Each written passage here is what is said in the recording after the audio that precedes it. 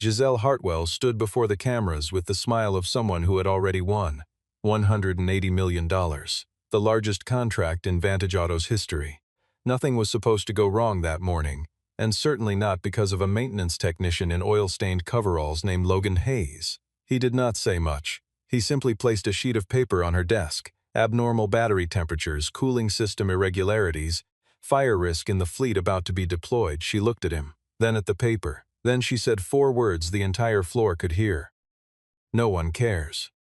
5 days, 1 man, and the truth never needed anyone's permission to catch fire. At 5:30 on a Monday morning, the B2 underground garage of Vantage Auto's Chicago headquarters held the particular silence of a space that had not yet decided what kind of day it intended to be. The fluorescent lights buzzed in long pale rows overhead, and the air carried the combined smell of concrete, motor oil, and battery housing still warm from the previous afternoon's charge cycle. And 37 Vantage X3 units from the March manufacturing batch sat in 2 parallel lines along the garage floor, their white paint gleaming under industrial light, looking as perfect as objects always look before anyone has asked whether they are actually safe. Logan Hayes was already there. He had arrived at 5:15, before the shift supervisor, before the lobby coffee cart warmed up, before anyone who did not have a specific reason to be in B2 would think to come down to B2, crouched beside Unit C047 with a diagnostic interface cable in one hand and his personal laptop open on the floor beside him, running a sequence that would not appear on the official shift log until 7 o'clock because no one had asked him to come early. He had come because he was that kind of person, and because the systems displayed on his screen were systems he had once helped to design, and people who have designed things do not stop understanding them simply because their job title changes. The numbers that came back were not alarming at first glance. Battery module temperature within range, cooling circuit pressure within range, thermal equilibrium index for module C slightly elevated but not outside the displayed operating band. A different kind of technician would have logged it, noted it as within tolerance, moved on, and been in the break room by 6 with a cup of bad coffee and no particular weight on his mind. Logan did not move on.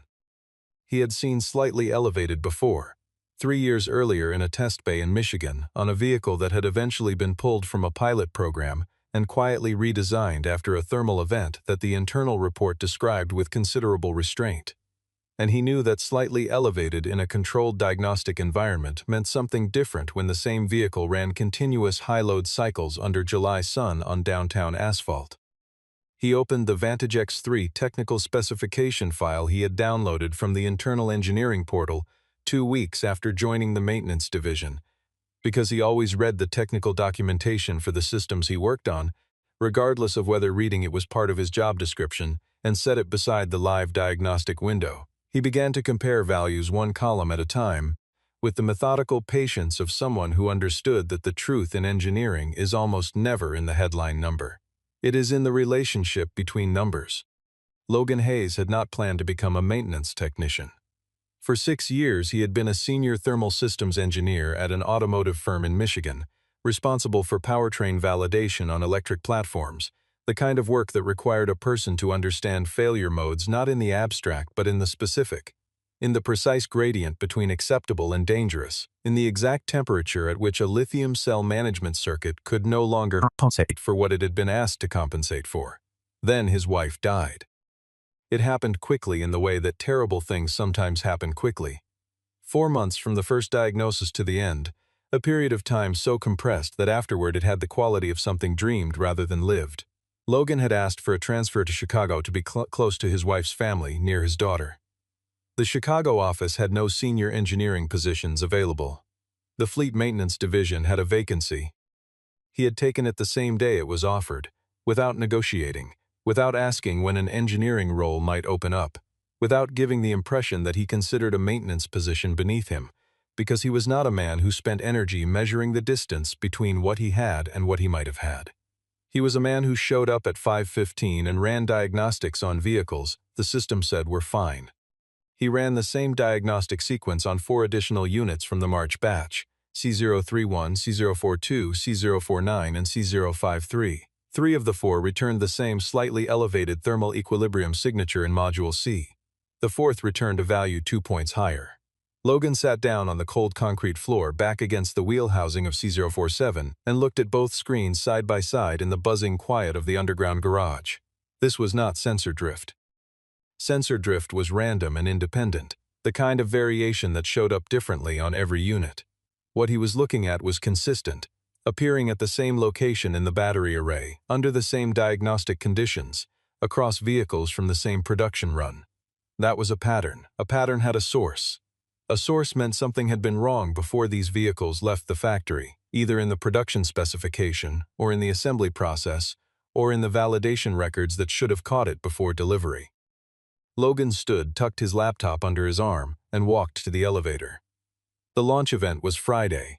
All 37 units from the March batch were scheduled to run a 3-hour continuous parade through the center of Chicago, in front of television cameras, in front of the mayor, in front of the city that had staked its sustainable transit initiative on this contract. He pressed the elevator button and composed the incident report in his head on the way up. He had done nothing wrong yet. He intended to keep it that way. By 8 o'clock Monday morning, ticket MT2247 had been submitted through Vantage Auto's internal safety management system. Logan had written it with the care of someone who expected it to be read by engineers rather than administrators. Vehicle unit numbers, diagnostic timestamps, Module C temperature readings compared line by line against the AEJ2464 lithium battery safety standard. A clear explanation of why the pattern differed from sensor calibration artifacts, and a recommendation that all March batch units undergo full independent thermal management review before Friday's deployment. He categorized it as requiring urgent attention, attached the raw data files from his personal diagnostic device so the numbers could be verified independently, and submitted it before his official shift began. The response came at 10:15, a brief call through the internal line from Jason Mercer's assistant informing Logan that Mr. Mercer would like to see him at 10:30. Logan changed out of his coveralls, took the elevator to the 4th floor, and walked into the office of Vantage Auto's vice president of engineering. Mercer's office communicated control through its deliberate orderliness. The sparse desk, the bookshelves arranged by color, the absence of anything that had not been placed with intention. Mercer himself stood at the window when Logan entered, dressed in a charcoal suit, a watch on his left wrist that Logan recognized as the kind that communicated a certain kind of success, and he turned with the warm expression of a man who had decided how the next 15 minutes would proceed before the other person arrived. He did not dispute Logan's numbers. That was the first and most significant thing Logan noticed. A man who believed the data was wrong would have challenged the data. Mercer challenged nothing. Instead, he spoke at some length about firmware generation variances, about normal calibration drift in new battery platforms, about the R&D team's ongoing monitoring protocol for precisely this kind of telemetry signature. He used technical language with the fluency someone who understood it and the precision of someone using it as a wall rather than a window. Logan waited.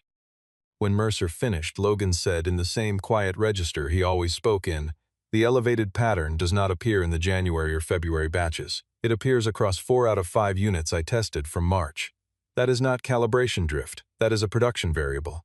Mercer's expression did not change. He said pleasantly, and with the finality of a decision already made, that the scope of a maintenance technician's role was to document and report, not to draw engineering conclusions. He opened the ticket on his screen, typed a brief note, and closed it. Status reviewed within operating parameters, no action required. Signed Jason Mercer, VP Engineering. Logan looked at the screen, he looked at Mercer. He picked up the printed copy of his ticket, folded it once, and put it in his breast pocket. He said nothing, he left.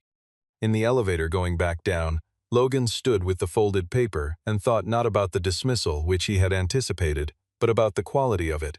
How smooth and prepared it had been, how Mercer had met specific findings with a generic counter-narrative that had required no real-time construction because it already existed, which meant the problem was not news to him, which meant the ticket had confirmed something Mercer already knew rather than informing him of something new.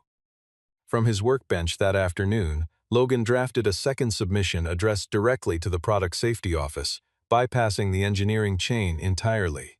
He attached the same data files. He labeled it urgent. He sent it and then returned to his work with the quiet discipline of someone doing what the process provides for, exhausting the legitimate channels in the order they were designed to be used. But that evening he sat at his kitchen table and composed a message to Owen Bradley, an independent structural engineer he had known since their second year of university, a man who returned calls the same day and never said something was fine when it was not, with a subject line that read, "Need you to look at something." The last line of the message read, "I may be wrong, but if I am right, Friday is going to be a disaster." Giselle Hartwell did not know Logan Hayes's name before 2 o'clock on Monday afternoon.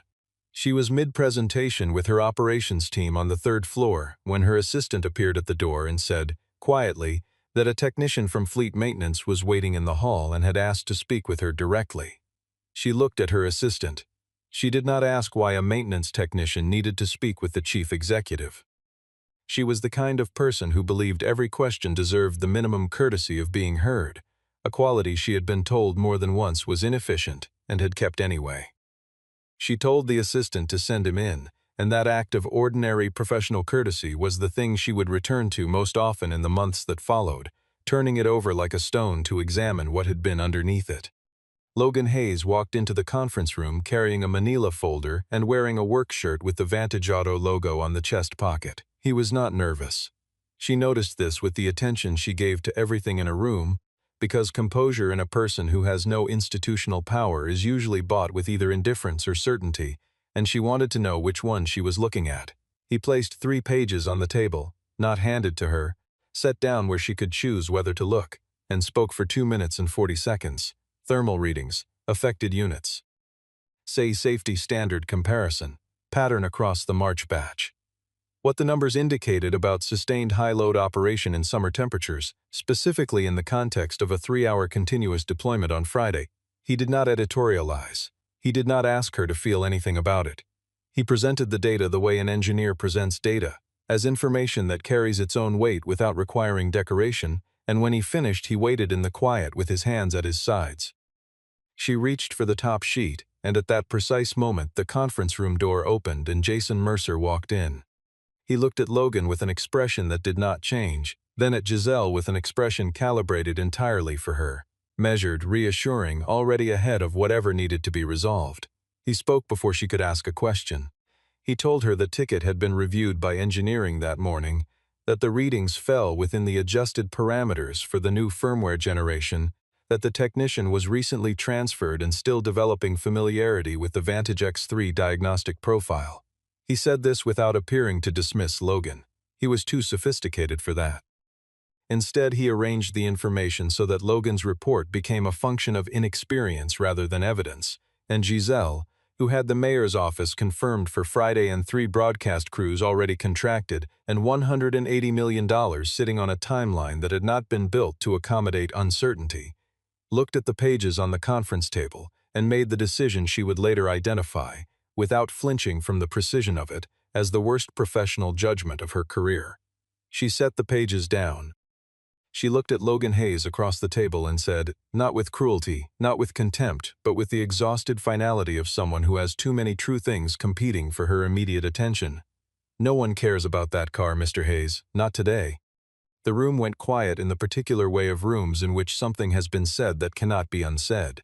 One of the operations managers looked at his laptop screen. Another looked at the window.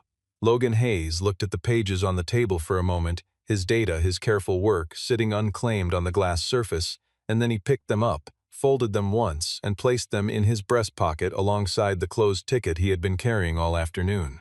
He nodded at Giselle. Not deferentially, not with visible anger, just the nod of a man acknowledging the information he has been given. Then he turned and walked out. In the hallway, Jason Mercer followed him to the elevator, unhurried, and at the elevator doors placed one hand briefly on Logan's shoulder in the manner of a man who uses physical proximity to mark the ends of conversations. He said, "You followed the process, I respect that, but some things are best left to the engineers." Logan looked at the hand on his shoulder, looked at the elevator doors, and said nothing. The doors opened and he stepped in. That night, after his daughter Mia asked him whether he was all right, the simple direct question of a child who reads rooms better than adults give them credit for, Logan crouched down and told her he was working on a hard problem. That was true enough.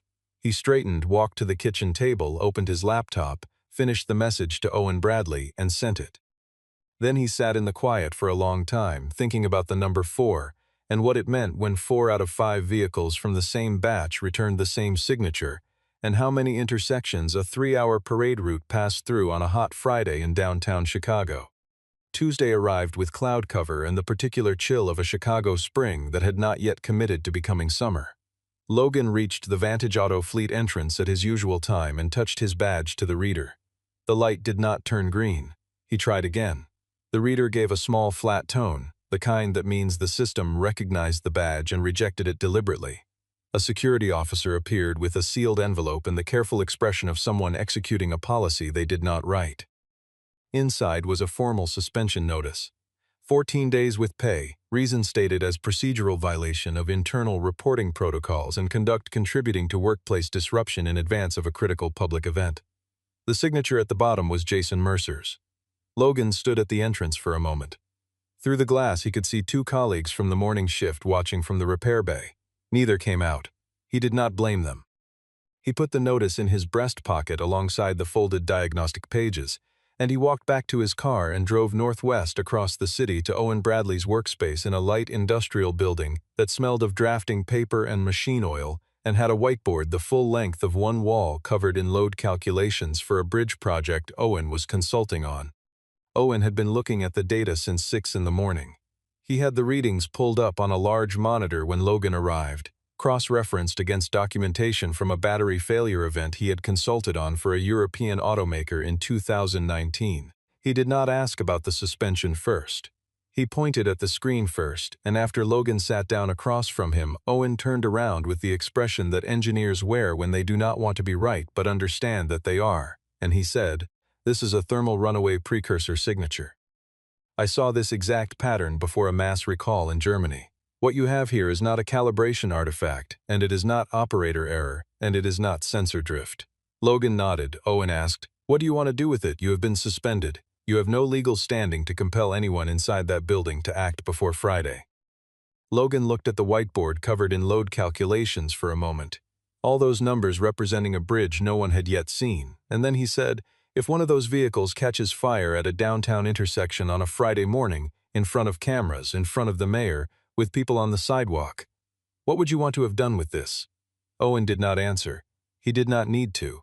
He pulled his chair back to the desk and opened a new document, and they divided the work between them. Owen would prepare an independent technical report under his professional engineer's license and submit it through the NHTSA Urgent Safety Channel. Logan would find the original factory validation records for the March batch, because he had reason to believe those records had been altered and because his physical badge had been deactivated while his system credentials had not. Jason Mercer had called security. He had not called IT. That was the first mistake a man makes when he is more confident than he is careful. Logan drove home and opened the internal archive portal on his personal laptop.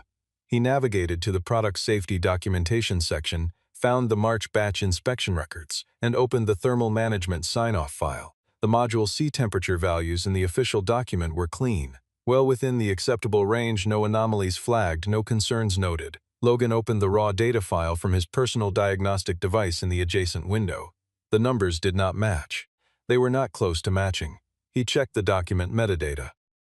Last modified 11:47 Monday evening, 4 hours after Giselle Hartwell had sent him out of her conference room. Modified by account Mercer_admin. Logan sat back and looked at what he now had in his hands, which was no longer only a technical discrepancy but a documented record of a deliberate act, the kind that does not happen by accident and does not admit of a technical explanation. He took a screenshot. He saved it to an external drive. He took 4 more screenshots from 4 separate points in the altered document and saved those too. Then he made coffee and went back to work, because there was still more to find and Thursday was coming fast. Wednesday brought the independent technical report closer to completion and brought Carter Webb into the picture. Webb covered transportation safety for the Chicago Tribune, and Logan had encountered him 3 years earlier, when a rear axle failure at a suburban intersection had injured 2 people, and Webb had reached out to anyone with engineering credentials willing to explain what had gone wrong. Logan had answered the email because he thought someone should. Webb was not a friend. He was something rarer, a reporter who read the technical documents himself rather than summarizing a source's summary, and when Logan called him Wednesday afternoon and described what he had, Webb arrived at Owen's workspace 40 minutes later, read everything in silence, studied the metadata screenshot, looked at the comparison between the official document values and the raw diagnostic data, and then set it all down and said, "If I publish this and the numbers are contested, Vantage Auto's legal team will file against the paper inside 48 hours. I need a second independent source who can confirm the discrepancy." Logan did not yet have a second source. He told Webb to hold the story until Thursday evening. Webb agreed. Then Logan spent Thursday at 4 in the morning because sleep had become theoretical, tracing the Vantage X3 battery modules back to their manufacturer. The specification documentation listed the supplier as Torvis Energy Systems in Detroit. The Torvis website had a technical support line. At 6 in the morning, Logan called it, and a man named Samuel Greer answered on the morning shift with no particular knowledge of a fleet contract in Chicago, which was why Logan described the thermal readings as a generic technical query about Module C behavior in the March batch series. Greer listened to the values. He was quiet for longer than the question required. He said, "The March batch had an internal advisory issued in February. A firmware patch, version 3.2.1, was developed to correct a thermal compensation lag in the Module C cell management circuit. The patch was distributed to assembly partners in April. The advisory included a recommendation against sustained high-load operation for longer than 2 continuous hours until the patch was installed." Logan asked whether that advisory documentation had been included in the records provided to customers who received the March batch. Greer said it should have been included in the technical update package.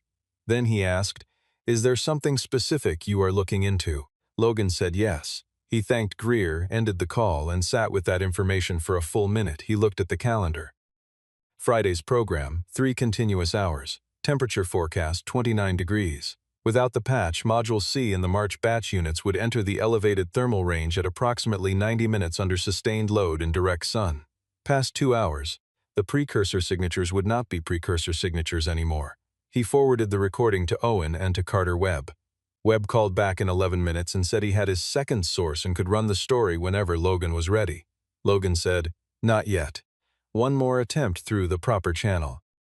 He sent the email to Giselle Hartwell's office address at 11 Thursday night. Subject: Final notice, Vantage X3, March batch, safety data discrepancy, with everything attached. Raw diagnostic data, Owen's certified report, the metadata record, the Torvis advisory letter, the recording. His message was 4 sentences long. He did not write a fifth. Then he closed the laptop and sat in the dark kitchen and thought about whether Giselle Hartwell was the person he had briefly believed she might be, underneath the conference room and the closed pages and the $180 million. Friday arrived the way that important days arrive in cities that have prepared for them, with logistics already in motion before most people were awake. By 7 in the morning, the South Plaza of Millennium Park had been partially cordoned off.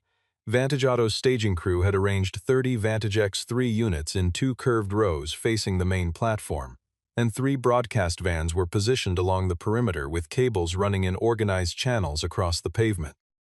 The morning light was clear and already warm, carrying the particular brightness of a Chicago July day that intends to stay. The vehicles sat gleaming in 2 perfect rows with their chrome trim catching the sun, and from a distance they looked exactly like what they had been sold as. The future of urban transit, the proof of concept, the $180 million answer to a question the city had been asking for a decade. Giselle Hartwell arrived at 7:45 in a white dress rather than navy. She had not slept easily. Her assistant had forwarded Logan's email at 6:47 that morning, and Giselle had read it in the back of the car on the way to the park, twice, and looked at the attachments, and looked at the metadata timestamp, and looked at the 2 columns of numbers that should have been the same and were not, and thought about calling Jason Mercer, and had not called him. She had put the phone in her bag and looked out the car window at the city she had promised an electric future, and tried to recall the last time she had reviewed an engineering sign-off document herself, rather than accepting the summary she was handed by the person whose job it was to hand it to her. Logan Hayes arrived at 8:15 on foot, in a gray jacket over a plain shirt, backpack over one shoulder, no credential, no press pass, nothing that would make him visible except that he had been to this plaza before when the city was empty, and he knew exactly where to stand to see both the vehicle formation and the stage at the same angle. He counted the units. 30 Vantage X3 sedans from the March batch, chrome trim bright in the morning sun, arranged as though the outcome of the day had already been recorded somewhere. He checked the sky, Cloudless, temperature climbing, no shade over the parade route, no possibility of reduced ambient heat. He put his hand in his jacket pocket and felt the outline of the external drive. At 8:45 he called Carter Webb, who was already positioned with the Tribune's photographer near the press area. Logan said, "Publish it now." Webb said, "Sending it in." The article went live at 8:51. The headline read, "Engineer alleges safety records for Chicago Electric Fleet may have been falsified." The byline was Carter Webb. It contained the metadata record, the diagnostic comparison, the Torvis advisory letter, and Owen Bradley's certified technical report, identified by name and license number. On the stage, Giselle was reviewing her remarks with her communications director when her assistant appeared at her elbow and held up a phone screen showing the Tribune headline. She read it without visible expression. Then she looked across the plaza at 30 white vehicles warming in the morning sun, 30 units from the March batch, unpatched, 40 minutes from the start of a 3-hour operation in 29-degree heat, and she felt the calculation she had been running since 6:47 that morning lock into place with the finality of something that has already been decided and is only now being acknowledged. She looked for Jason Mercer and found him at the south of the staging area, reading his phone, and she watched his posture change in the small, precise ways that posture changes when containment fails. A slight stiffening of the shoulders, a stillness in the hands, the head coming up and scanning for her. He started walking toward the stage. Giselle turned away from him. She was an engineer before she was an executive. 3 years in product validation before she moved into operations and then upward.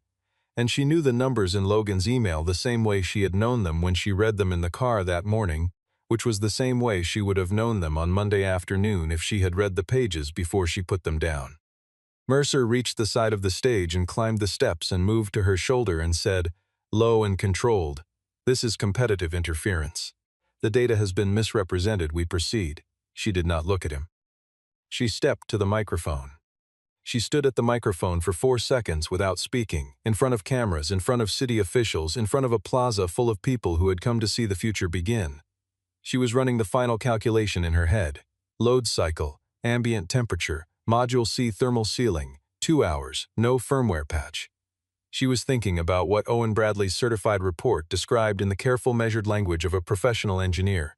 Thermal runaway precursor behavior, sustained load, summer ambient temperatures. She was thinking about what it would mean to send these vehicles into the streets and be wrong. She picked up the microphone and said, "I need to make a brief announcement and ask for your patience." She set the microphone down. She stepped off the stage. She walked to the vehicle staging coordinator and said, with the specific clarity that leaves no room for interpretation, "Stop the deployment. All units return to the facility right now, please." The coordinator stared. She said it again, and he reached for his radio. Behind her, the sound of the plaza shifted into the particular frequency of a public event that has just become a different kind of public event. Reporters calling out questions, cameras swinging toward the stage, the hum of something unscripted breaking through the prepared surface of the morning. Jason Mercer descended from the stage and moved toward the vehicle line, and Carter Webb was already there with his recorder running, asking whether Mercer could explain why the official thermal management sign-off document for the March batch had been modified at 11:47 Monday evening, 4 hours after the technician who flagged the discrepancy was turned away by the executive team. Mercer kept walking. Webb kept pace. The camera kept rolling. Logan Hayes watched all of this from the east edge of the plaza and did not move toward the stage. He stood with his hands in his jacket pockets, and he watched Giselle cross the plaza, and he watched the coordinator raise his radio, and he watched the first Vantage 3 unit disengage from the formation and begin rolling back toward the equipment area. He counted them as they turned, the 3rd, the 7th, the 12th, the 20th.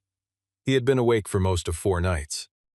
He was tired in a way that did not announce itself as tiredness, but simply as the absence of anything that was not necessary. But he stood in the morning light and counted the vehicles, and somewhere around the 23rd or 24th one, something in his chest released. Quietly, without ceremony. The way pressure releases when a valve is finally opened, not a release of tension but of weight. The specific weight of having been the only person in a given situation who could see what was coming and having stayed at it long enough for it to matter. The formal review began Friday afternoon. Vantage Auto's board authorized an emergency independent technical committee within 3 hours of the public deployment halt, responding to simultaneous pressure from the city's legal counsel, 2 council members who had been standing in the front row when Giselle gave the order, and the NHC, which had received Owen Bradley's submission 48 hours earlier and now had reason to move the timeline forward considerably. The committee included an outside engineering firm, a representative from the city's infrastructure safety office, and the NHTC liaison, and they worked through the afternoon with access to all the documentation Logan had submitted, the factory records provided directly by Torvis Energy Systems, and the internal Vantage Auto archive, including the metadata trail that the company's own IT security team was asked to authenticate. The findings came back in 4 hours. The March batch of Vantage X3 units had a thermal compensation deficiency in Module C that had not been corrected prior to delivery. The firmware patch had not been installed. The official safety sign-off document in Vantage Auto's internal archive had been edited on Monday evening after Logan's findings had been presented to the executive team, and the edits had systematically altered the Module C temperature values to bring them within the acceptable range. The account that executed those edits was Mercer_admin, authenticated by the company's own IT security system. The review also surfaced something Logan had not known. In February, Torvis Energy Systems had transmitted its internal advisory about the March batch through Vantage Auto's supplier communications channel, the same channel through which all technical product updates were received and distributed. Jason Mercer had received it. He had not forwarded it to the product safety team. He had not disclosed it during the contract finalization process with the city.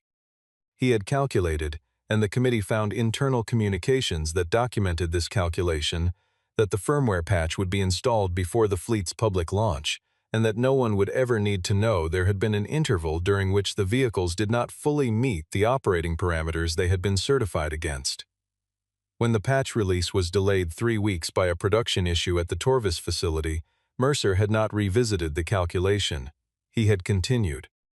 And when a maintenance technician he had never considered a threat came forward with raw diagnostic data that threatened to expose that interval, he had chosen to alter the official record rather than acknowledge what he already knew. Jason Mercer was terminated by close of business Friday. The board directed the company's legal team to preserve all relevant internal communications and provide them to federal investigators. Mercer left the building at 4:30 with his jacket over his arm and his phone in his hand, and did not stop to speak to anyone in the lobby.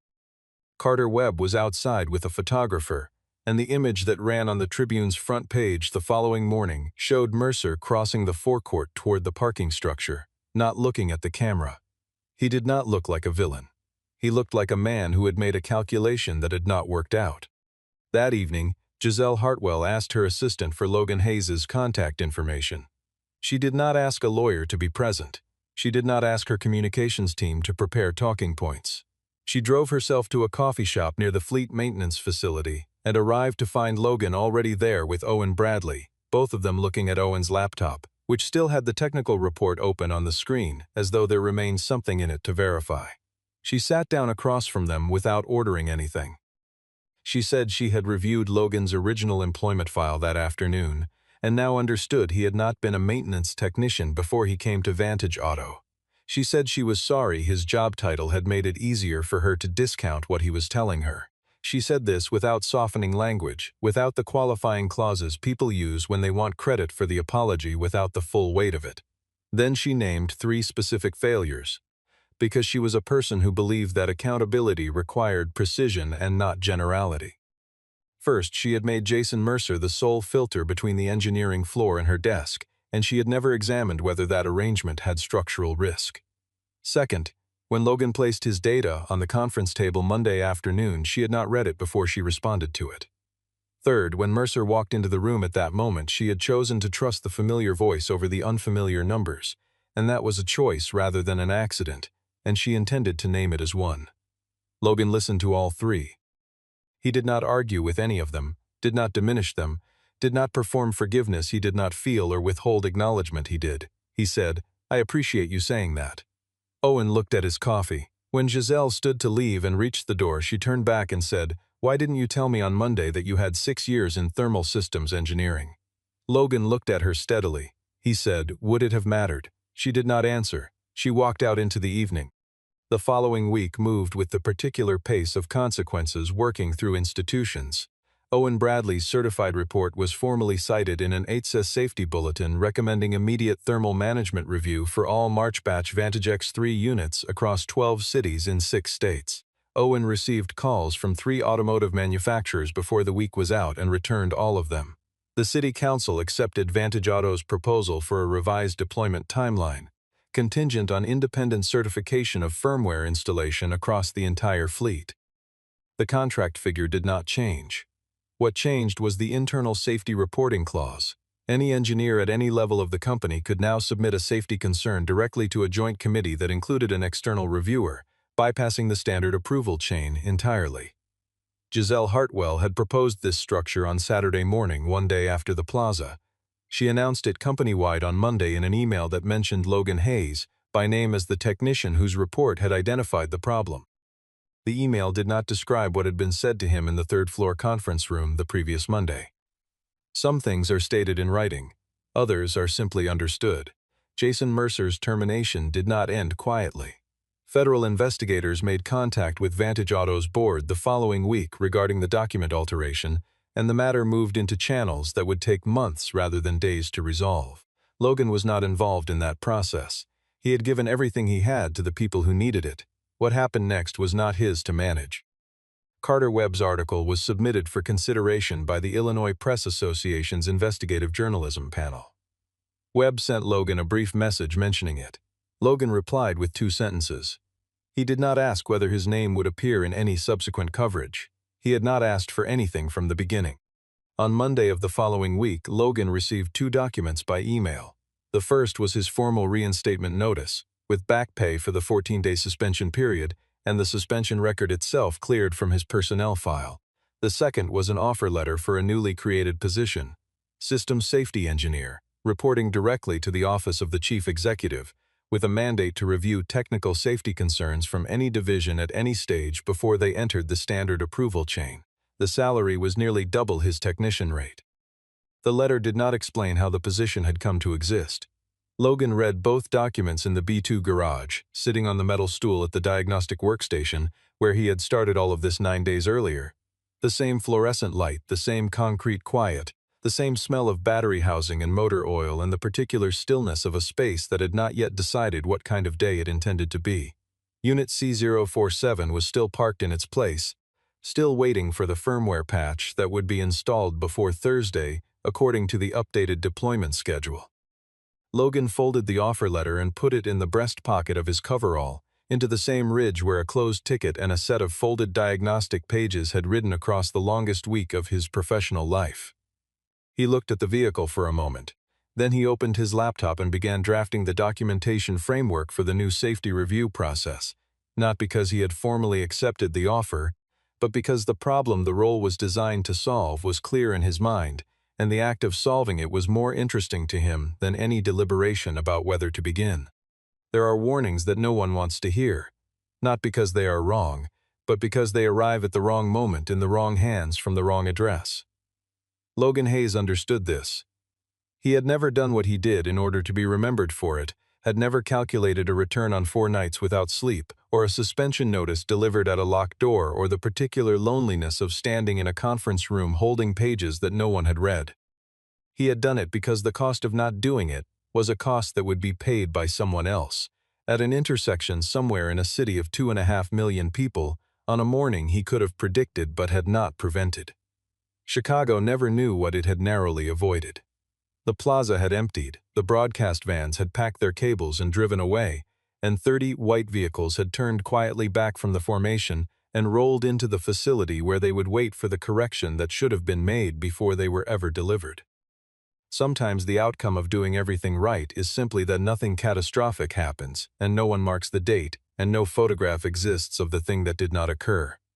But the Friday morning had ended without the sound of anything breaking, and sometimes that is the whole of what one person can offer to the city they live in. Sometimes it is enough.